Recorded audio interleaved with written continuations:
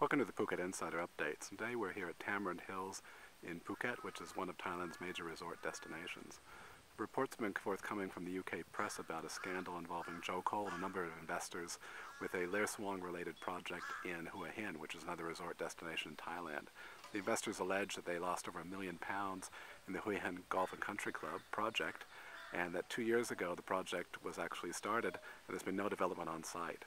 There have been a lot of press reports also as to what the outcome of that's going to be, and calls to Ler Swang offices. There's been no comment back to the press at this time.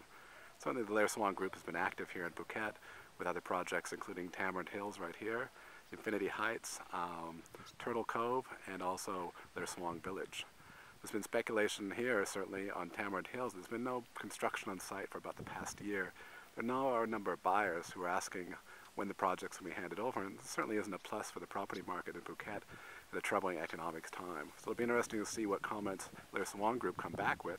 But certainly a high-profile football star such as Joe Cole of Chelsea is going to raise this incident certainly to bigger attention. We'll see what reports are forthcoming.